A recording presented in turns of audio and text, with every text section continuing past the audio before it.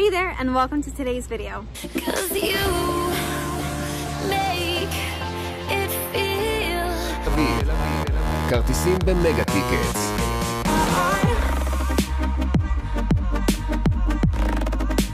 at least it was worth a try. Shahar Shmueli, CEO and founder of Megatickets. We are here with Shahar Shmueli, the CEO and founder of Megatickets. Shahar, how are you doing? Hey, I'm fine. Thanks for having me. Thank you for coming on the show. How has the corona been for you during these interesting new times?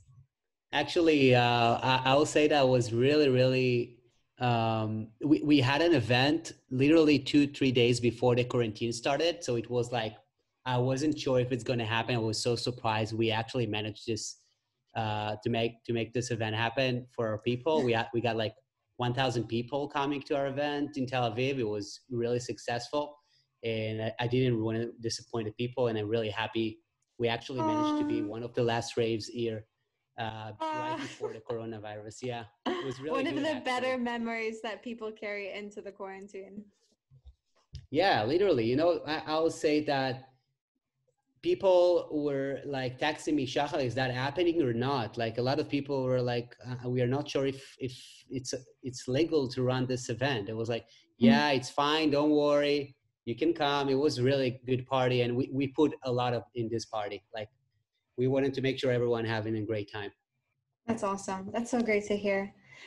So Shahar, to get to know you a little bit better, we would love to hear what it was like for you growing up. Did you grow up here in Israel? Were you surrounded by music? What was your experience like? So I grew up in Or Yehuda, and I think that me growing up, I was really, it was really hard for me in school. It wasn't that interesting for me to study most of the classes, I will say.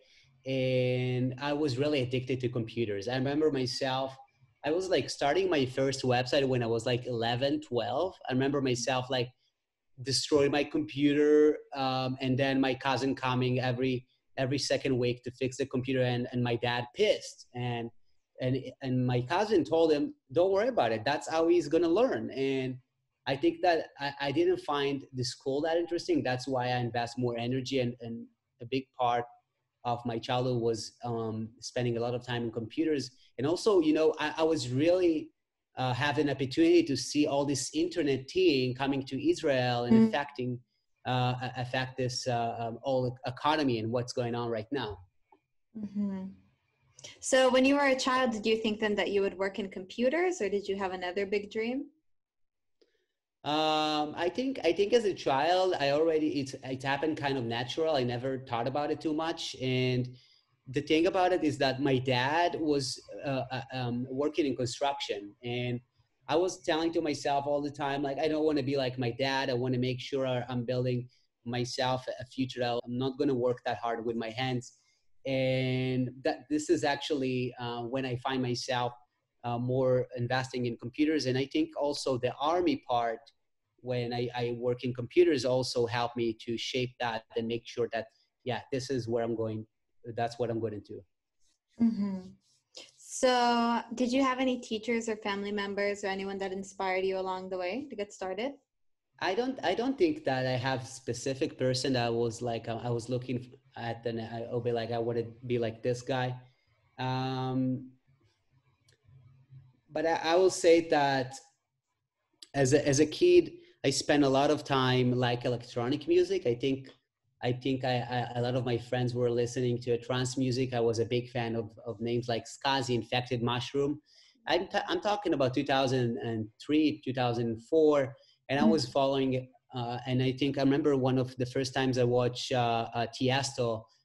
We had a CD that you can watch the Tiesto show in Amsterdam, and I think I was like, wow, that's amazing.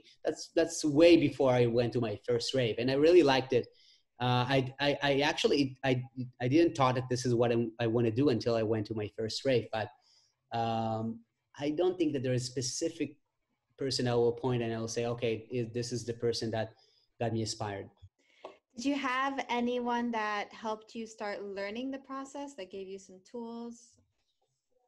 I think that one of the things that I learned in a young age is that, you have everything in the internet these days. And I was reading tutorials as like a kid. I was like 12 watching tutorials how to build your websites and stuff like that. And I think this is kind of the skills that helped me a lot building myself and building my company, that I teach myself to learn. I force myself to learn. And I think this has also helped me a lot to get to what I'm doing today. Self-learning and using the This is it. internet. Yeah, I will say that in a young age, I found that I can learn things by myself, and that's challenged me every time. Also, like doing the years and years, I came across a lot of people that change a lot about my perspective. I actually started to work in the age of 14. I used to work in falafel shop. That I was 14 years old. Since I was 15, I start to be. I didn't ask any money from my parents, and that's how was it. I actually like it, and I will say that in the army, a lot of people were like, Shahar, they opened my eye to new things. They'll be like, Shahar, you need to do something. You have to stop to work in McDonald's because you have a fucking good skills. You should go and do something with yourself. Also, at the same time, I was reading books about how to develop yourself and stuff like that. And I think this has also helped me a lot with building Megatickets and get the idea about what I want to do. Mm-hmm. Oh, beautiful. So how did you start then? How did you get into the industry? So I think around 2011, 2012, I started to be a club promoter, like really shitty club promoter, text people, hey, do you want to come to my party?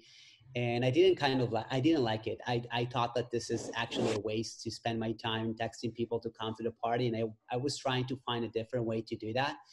And I started to learn more marketing and get more involved in the marketing thing. And I think that I already built my first page and stuff like that. And then in 2011, I went to my first concert, my first rave with my friends, and that was so nice. I remember this feeling after this rave. I was like, wow, I really like that. I like this shit. I want to make it happen. I want to do this kind of thing. I want to run this kind of events. And I started making my own research, and I'm talking about 2012, 2013, 12, even 11, 12, that you don't have this knowledge like you have today. So I was calling to the people that was on the flyer and say, hey guys, I want to sell tickets for you. And I remember one of the first events we sell tickets for was 2011 with Avicii. And that was such a good concert. yeah. Oh. And I'm talking about people calling me. They found my name on Google or on Facebook. They calling me to get the tickets. I'm driving to their house with tickets and get the cash and get it back, And this is how I started, with actually selling printed tickets to people, driving all over Tel Aviv, all around the country. And back then in 2012, and I didn't make any profit from that. I spent most of the time on gas and stuff and marketing and stuff like that. But I really kind of liked the idea, and I was like, okay, there's something is going on. Let's keep doing that and keep teaching. I was teaching myself marketing, and this is something that's where it started from. Okay, so two things I just want to understand more from that is, one, were the parties that you initially started with, were they your parties before you ended up working? Like when you were promoting, were these for your parties or other people's parties? Both. We had our own parties that we run in together, like as a group, me and another like 4 promoters, and also there's a party that someone already booked Ardwell and have his own concert with Ardwell, and he's like, I need people to sell my tickets to this concert. I'll be like, okay, Shahar, I need you to sell tickets to my concert. So that's how it started, and I got bigger and bigger and bigger without me realize what's going on. And I got to the point that I built a really big website. That's even before Megatickets. I had a page called Shusha Tickets. A lot of people know me from this name, even today, and call me Shusha. And I started by giving value to people. We actually upload every day. we upload a YouTube video with a good song of EDM and stuff like that. I'm talking about 2012, that the EDM scene was like, that's the thing, that's the shit. And I think another thing that was really special, because I was one of the people that bought from Shusha, was that it was different in the sense that because you were going around with the car, because you were interacting with people in real life, and this was before everything was very like online speedy, just like put in your credit card details. Like we got to put a face to who Shusha was, and it's also like a cute name, Shusha. It's like more personable. So I think that also added to an aspect of it. The other thing I wanted to know was when you started working for the bigger events, when you were driving around and selling the tickets and doing all this stuff, but you weren't really profiting from it, was your vision kind of like one day this will turn into something, I know it, or was it I'm just going to keep on trying for a little bit? Like, what were you thinking? I was going for it. I was like, I'm doing it. I'm gonna make it big. That's what I like. And my dad was like, Shahar, what are you like? You're wasting a lot of time and you're wasting a lot of money on this kind of things. Like, what are you doing? Until my dad saw the first bank transfer I got for like, I don't know, $10,000. He didn't believe me that I can make profit from that, because he didn't understand that you can make this kind of things from the internet. He didn't understand that this is the potential of what I'm doing. But I was so dedicated, and I was like, I don't care about anything else. I was just going to go ahead and going to do that. And I'm going to develop that, because I already got feedbacks from people all the time. People were commenting on my Facebook posts, and people were like, we are following you. People were texting me, hey, there is a good parties going on. And I knew that I'm doing something good, because I felt like engaged with the audience. I felt like there is something happening. Awesome. Wow. Really cool. So how did you learn this from the internet? Was this YouTube? Was this a certain website? I will say that in the beginning, I started by learning a lot of mix of things like YouTube and tutorials and blogs. I used to spend a lot of time reading about like what is SEO, what is online marketing, and new techniques. I was a member of a lot of communities of marketing experts, and I used to ask a lot of questions all the time. People feel sometimes uncomfortable to ask questions, and I wasn't like that. I was like, I don't care. I'm going to ask any question that I have, until they'll be like, stop, bro, like you're spamming the community. But actually it does help a lot of other people that couldn't ask because they were shy. And in 2012 I took a course in online marketing. Very, very interesting, that I taught to myself 8 years ago in 2012. Oh, that's too late. There's so many people doing online marketing. It's not like, I think I'm too late. And it was 2012. Wow. So yeah, I'm really happy. I did it back then. So yeah, that panned out pretty well. that actually was a really good decision. So was this something you wanted to make your full-time job? Sure. You were like, I want to work in this 100%. Yeah, I didn't know.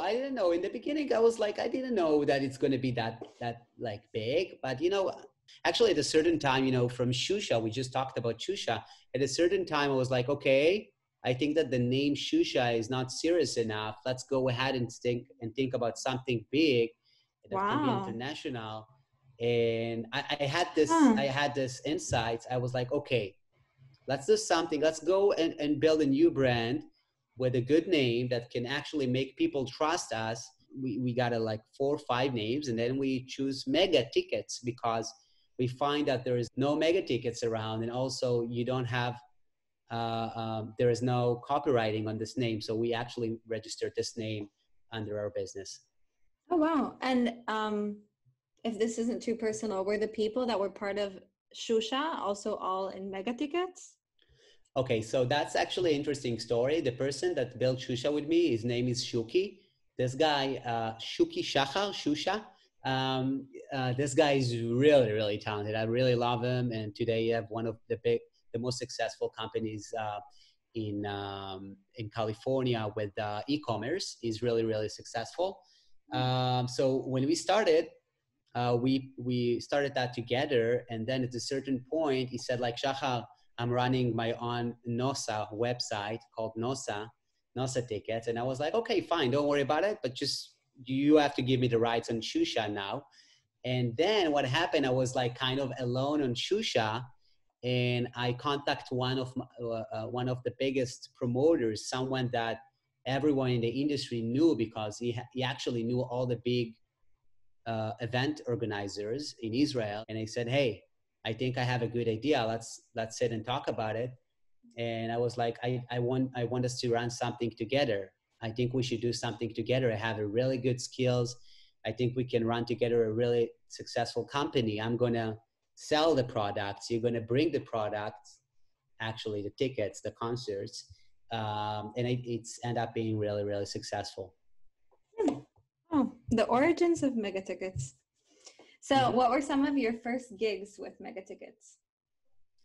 So we started in 2017. I will say that it came kind of from crisis. In the beginning, Megatickets were selling tickets just for concerts that wasn't our concerts. Like I will say, like I used to work with a few different promoters, and they use my website as another channel to sell more tickets. And we got bigger and bigger and bigger. And then in 2017, what happened is that a big company called Ticketmaster came to Israel, and they actually start working with all of the producers we used to work with. And in one day, they offered them sponsors, finance, resources, and they were like, we're not working with you guys anymore. We're sorry. And I was talking to my partner. I was like, okay, we need to actually respond to this situation. And what happened is that we start booking DJs by ourselves with one of our a new partner that actually came to the group. His name is Avi. I know him through friends and people that I know in the industry. He's living in Miami.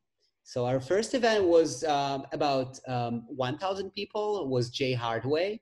And then we got about 3.5 thousand people in Hangar 11 with Dash Berlin. And then we got a contract from Kaigo. This is right here. That's the Kaigo. Yeah, so that was the 7,000 one. So we kind of built it. We felt more like confident with the decisions. And this came from a place that we had to do something, or either we're going to disappear, you know? Yeah, you have to go big or go home. What kind of processes do you have to do for your kind of work? Is it marketing and scheduling? Is it a lot of meetings? Like, what does a day in your life kind of look like?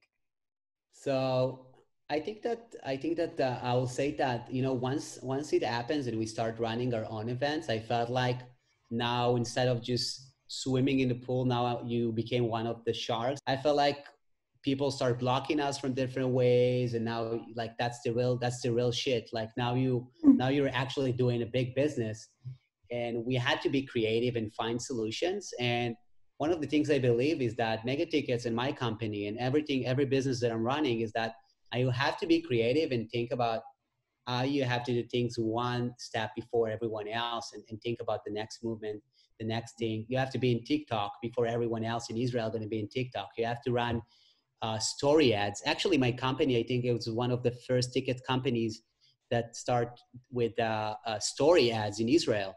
A lot of kind of things that, you know, ads on Spotify, stuff like that, that you have to think more creative about how you going to engage with your audience. And what is the process? I will say that, you know, it depends. I'm the one that doing the business development. I'm the one that actually in charge of develop our business in all aspects, like marketing, business decisions, database. I have a partner that is, his name is Ran in Megatickets, and he's more about the logistics, like venue and contracts and lawyers and stuff like that.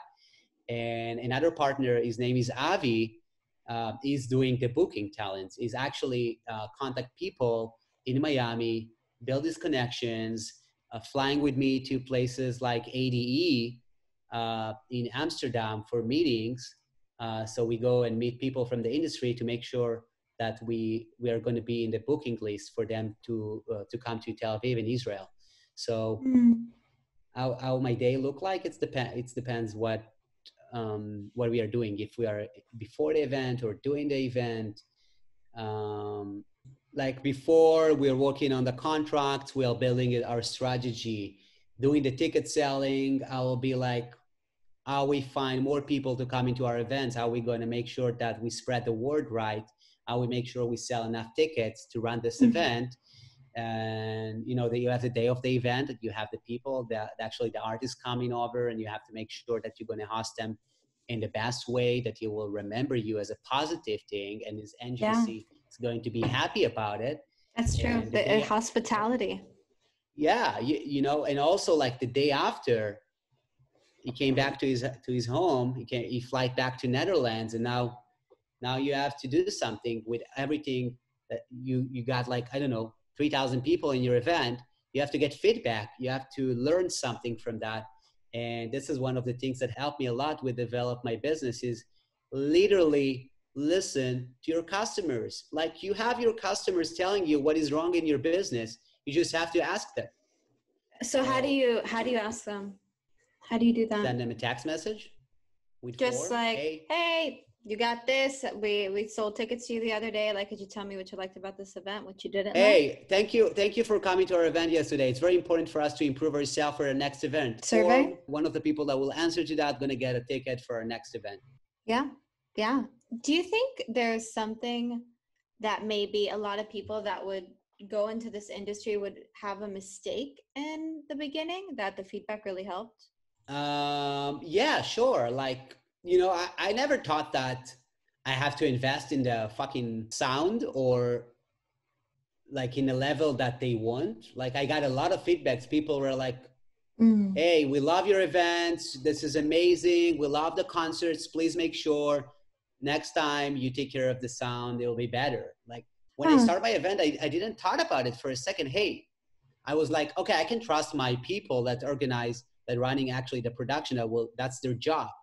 But now I realize that, okay, that's a really big thing. You have to make sure, you have to double check 10 times, because this is actually your product. You're selling them concert. And if the speakers are not good or too loud, people notice. Yeah. Okay, another question off the top of your head. People say that business partners, it's like choosing a marriage.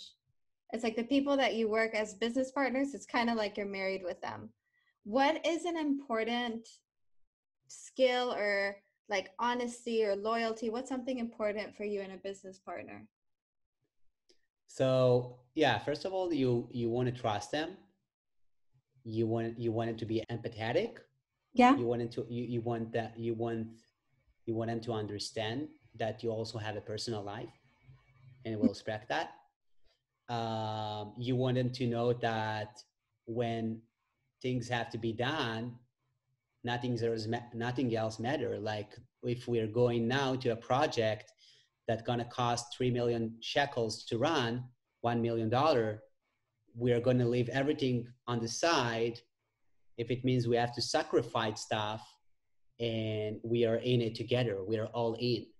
So this is I think really, really hard question. Every person you ask, I think, will give you a different answer. But I think that this is trust. That's really, really important. You want to trust your partner. Like, you want to feel that you can trust him. That's important. That's definitely important. What did you need to improve to be good in this industry? So I think that, you know, we're talking about entertainment industry. I think that networking is key. Like, if you are talking to people all the time, people know you. If people know that Shahar is running a good event, Shahar care about his audience. If you keep yourself in a positive communication everywhere, you talk to your customers, you came across people that know you. You have to make sure that they remember you as a positive thing. And I'll give you also another example. Like, you're booking talents that come into Israel. and we have them coming over. It's sometimes it's like, I don't know, 10 hours, and they have to fly back.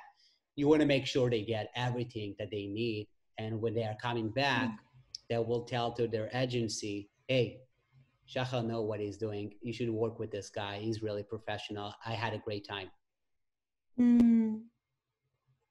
Definitely. Also, like the crowd is really important. I will say, like, this is actually the foundation of my company.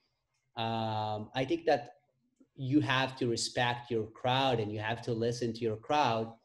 And I think that you need to make sure that your people will remember, the crowd will remember your events. Like, you have to make sure that you give them a really good product.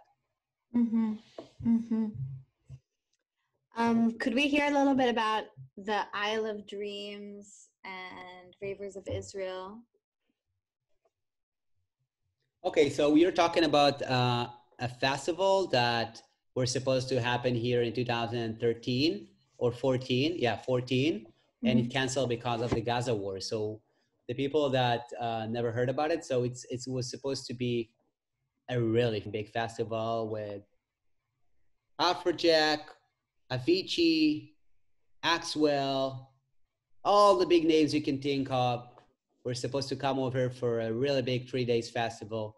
We were the official ticket sellers for this event. I think we spent like 150,000 shekels on advertising on Facebook and Google. And then Gaza war started. So we lost all of that. And I was like 24 years old. I was 24 years old when it happened. Yeah. And I was like, oh shit. I was like, all my savings. Yeah, so that was a really good lesson, because I got an opportunity to stop for a second and to understand what is important for me and what to focus on. And I think one of the things that I like that happened because of that is we build a community. We start to build the Ravers of Israel community right after. That is very, very close to my heart. We're talking about a community. You have couples that got married from this community.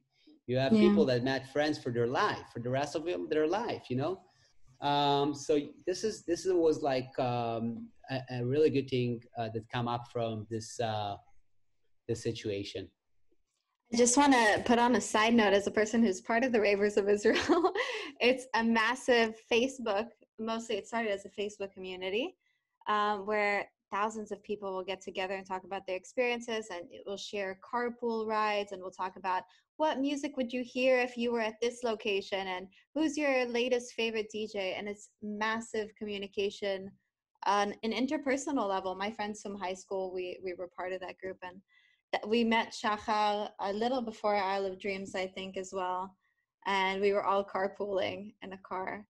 And it's another experience to be able to have, there's international EDC rave groups, there's Tomorrowland rave groups, but I think it's very rare that a country will have a substantial big EDM group, and then from there it goes into dubstep, it goes into trap, it goes into that's right. Tropical. It's really unique. So I think that's something really beneficial that came out for everyone who likes EDM in Israel. What was your first time at the Tomorrowland Festival like? So Tomorrowland was kind of a dream for me.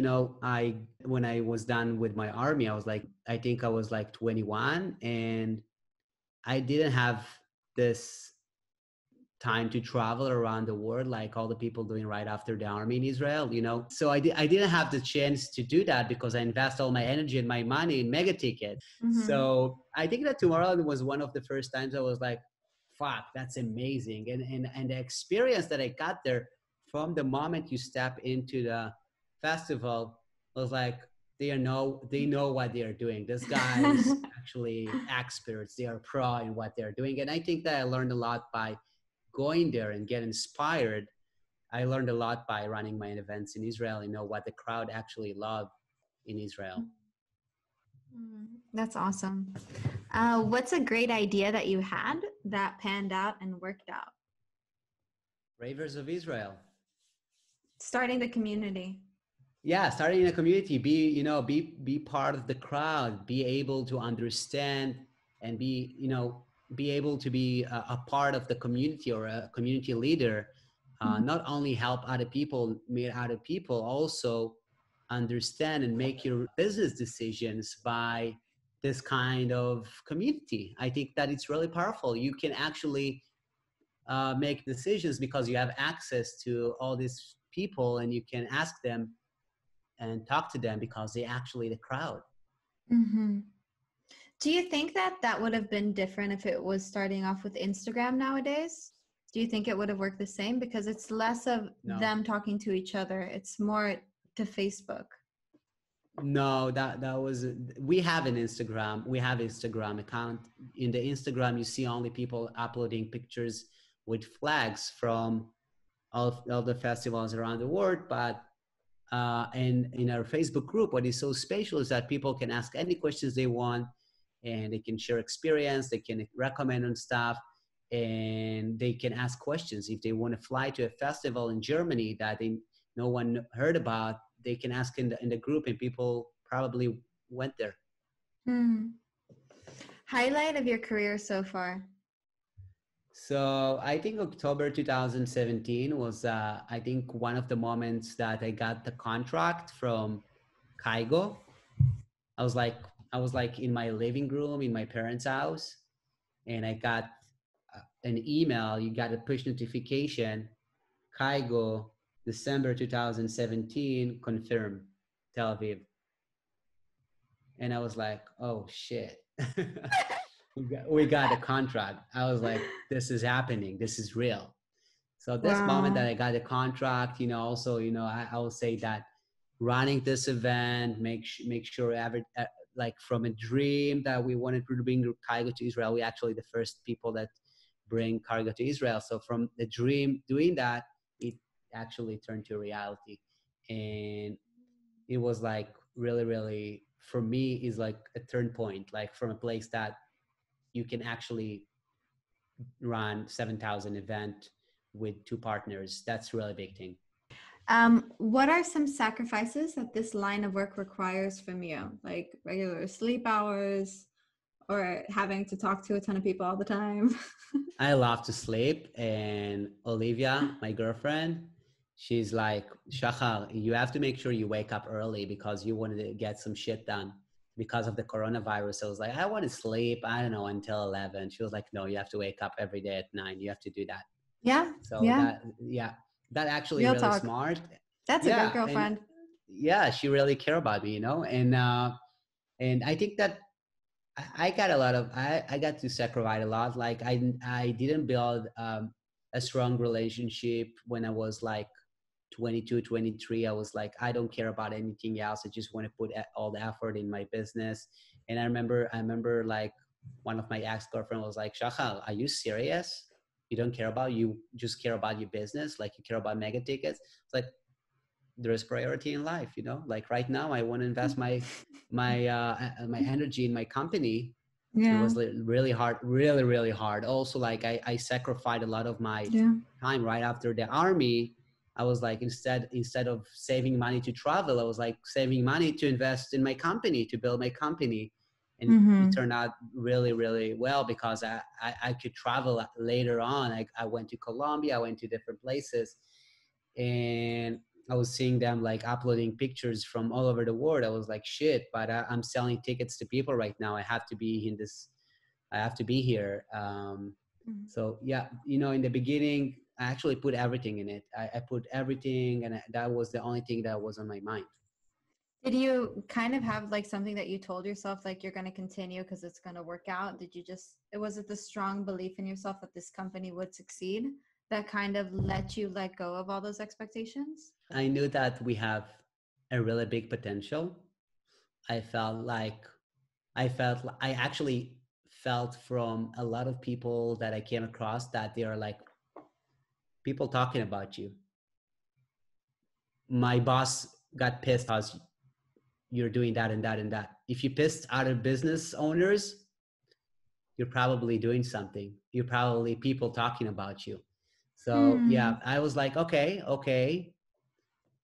When you get bigger and bigger and bigger, you get more feedbacks from people, and people start to block you or start to trying to make sure you're not going to get this booking or this sponsor. So this is, instead of taking me down, that's giving me more, Motivation. more motivation. Okay, let's get it down. Let's make sure we're going to be bigger and bigger. And when I built my business, the beginning, I didn't make any money in the first. I think like in the first year, I didn't make money. I also only invest in my company. I was like working as a sales insurance company, and I was putting every shekel that I had in the business because I really believe in what I'm doing, and I did it because I'm passionate about. And also, like I was so lucky. I'm doing something that I love, and I actually knew that. I was aware of. I actually love it. So that's actually, I think, was a really big part of it. Like I really love what I'm doing. What is the best and worst part of your job? Like what you really enjoy and what you really don't enjoy? Actually, the best thing is doing what you love, and the worst thing is doing what you love, because you have to be the best in what you're doing. Because you have to be the best in what you're doing. Like if you really still want to do that, you have to remember that you have to work harder and stay up to date with everything. It's so hard. Like these days, you have every day you have stuff going on, like Google new update for search algorithm, TikTok suddenly come in, stuff like that, things happening, and you have to make sure you're there, because if you're not going to be there, someone else will take your place. Wow. That's a lot of pressure. So what is it about it that you love? Is it the marketing? Is it the computer work? Is it obviously the concerts must be like the creme de la creme, but besides that, what do you enjoy about it? Feeling that you can create something from just imagination and build it to reality. This is something that gives you a lot of self-secured, like it's make you feel confident, like you can make things happen.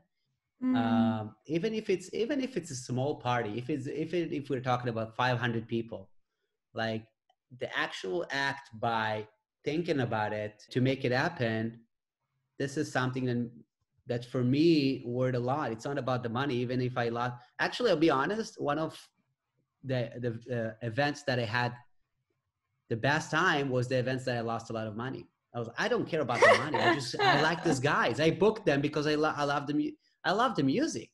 Like I remember we had one of our concerts. We lost, I think, like I don't know, $10,000, and we're like, everyone, my partners were like, okay, and I was like, fuck everything. I don't care. I'm gonna have a great time. I went there and I had a great time. And I didn't talk about the money because I really love what I'm doing. And this is actually a really good part of the business. What are skills that you need to succeed in this job? You have to work hard and stay positive. Work hard and stay positive. How do you keep yourself positive? I have that. I'm Yemenite. Be Yemenite. Okay, cool. Good takeaway. Yeah, actually, yeah. Yeah, I don't know. I watch a lot of motivation videos, and I follow a lot of people that actually appreciate what they're doing, and everything around me is positive. If I have people in my life that take a lot of my energy, I'll be like, I'm sorry, bro. Like I'm busy. I don't have time to hang out. Yeah. Yeah. Like I'm focusing on things that help me, like continue and I'm trying to focus on the positive sides on life. Like Corona happened, like a great example, coronavirus happened. Oh, that's awesome. I have a free time, go back to my business strategy. Maybe now we have better opportunities, like I don't think about, oh, we're not going to have events for, 1 year. Yeah. A good mindset. Do you have any motivational speaker that you really like, or anyone really big in that world? I recommend everyone that listen to this interview to follow Gary V. That's a guy. Yeah, this is really, really good content. So what do you think makes you a good CEO and founder? Living what you're doing, and make sure you're a balance between emotional decisions and financial decisions. What advice would you give to a younger Shahar? Invest in Bitcoin. No, I'm kidding. I'll say like invest in technology and people. Like make sure that you surround yourself with people that passionate about what you're doing, and don't forget that you need to use technology and make sure that you know a lot about it. What is a bad piece of advice you've gotten? Don't spend time on something that you're not getting money from it. Hmm. Hmm. Like you can just put I out don't know. without expecting to get anything back. I got a text message from guy from IDF was like, "Hey, my team is going to release next week. Can you come and give us a lecture?" I was like, "Sure." He's like, "Is that going to cost us money?" I was like, "No, bro. Like, I'm going to do that because I want to help you guys. I'm not Yeah. expecting for anything for that. You know, like people, if people have this mindset that everything they do have to be involved with money, that's not good. Mm. I don't believe in that. Like, you have to think about it for a second. Since the coronavirus happened, I start running a free webinars to DJs in Israel, and every week I'm hosting a famous DJ, Israeli DJ, that give them a lot of value for free, and actually talking about the hard parts of being successful, how we got successful, and we are going and dig inside and ask the hard questions. So this kind of people will be like, okay, we understand. This is what we need to do. And all of that Mm-hmm. is for free. I'm not expecting right now for them to donate me money, but eventually that will be something that I'll be able to use.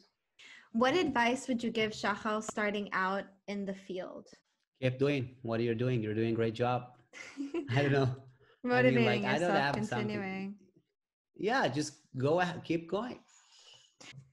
Going into the fire round question, these are going to be some Speedy Gonzalez questions that we're going to pick your mind on. Our first question for the day is, if you lived in caveman times as in cave people, what would your role in the tribe be? Um, Communicate with other tribes. Interesting. Very interesting. Huh. Cool, cool, cool. Hmm. If you were to take a course from any person about any topic, what would it be? And It'll who? be like something about self-awareness. Mhm. I told you before I'm following Gary Vee, so probably going to be with them. Best trip you ever took for fun or for work? Colombia, Mexico, and Miami. Was that I for love work it. or for fun? It started by work. Backstage Ultra Miami was so good. Actually, I talked with Martin Garrix backstage. That was like, oh wow. Favorite gig you would love to relive? Jaws in 2017 Jaws is a dubstep DJ, bass DJ, Mm. and the energy in the crowd was so fucking sick. I was like, what's going on? I love it. It was so good. A random person gives you $1 million on the street. What is the first thing you buy? I think a property maybe, because it's Property. not only going to go up. Yeah, probably a property. You know, also something that you guys have to take from here is like, if suddenly you're getting success and you start making a lot of money, you have to be careful with your decision and not be impulsive, because now that you suddenly you got $10,000, or I don't know, $50,000, you don't have to go and spend it right away. You have to stop for a second and to understand what you're going to do with that. And you have to be careful, because sometimes this feeling that you use this money makes you like, oh, that's why I'm so successful, because I can spend money. No, Mm-hmm. what's going to make you Mm-hmm. smarter is to invest this money in yourself, or invest this money in something that will make more money. Hmm. How much of your success do you attribute to luck, and how much of your success do you attribute to hard work? I know it sounds like cliche, but I don't believe in luck so much. Like, of course, if you go to, like, if you won the lottery, of course, that's a good luck. But you actually create your own reality when you think about it. When you, every move that you do, and every time that you meet someone else, you had a new opportunities. And if you guys gonna stay home and say life is sucks, like everyone else is so successful on Instagram and stuff like that, Mm. Nothing's going to happen. You have to go and do actually things to make yourself happy or create new opportunities. What would your ideal bumper sticker say? So I have the Ravers of Israel sticker, and I have my dog, my wiener dog. I have wiener dog. You have a wiener dog? Yeah, I have a wiener dog. So I have a stick because wiener is already part of me. So, you know, Aw. his name is Milo. He's the cutest dog in the world. What is your favorite word? Festival. What is your least favorite word? Hate. What is your favorite curse word? Fucking. I was gonna guess that one. Are you a morning person or a night person? Oh, night person for sure. Who can always make you laugh? I think like memes and videos of wiener dogs doing stupid stuff. What recharges you? What gives you energy? Actually see results from things that I'm working on. What do you do first thing in the morning? Look at my phone, check my notifications. What is a smell that you love that brings you good memories? In Hebrew, we call it ala esh. It means barbecue. So as a kid, my dad, that's a traditional thing. Every time that my dad is doing barbecue. So the smell of the barbecue makes me remember my childhood. What is your day not complete without? Take a shower. So what is the next project you want to do? Drake. Oh, Drake. Ooh, that's a big Yeah. one. That's hip hop too. Yeah. That's a whole other thing. Yeah. We already booked Taiga to Israel. Oh, wow. Wow. So it's transitioning now. Megatickets is also moving into other genres. Yeah. If you had a motto or a quote that you wanted to live by, what would it be? Stay positive. Stay positive. Cool. You also have a motivational quote behind you, don't you? Oh, it's not, we rent this apartment, but this is funny. It's good timing though. That's really good. Yeah, I like it. I kind of like it, but also, guys, I didn't put the sticker right there. I got the apartment with that. Okay.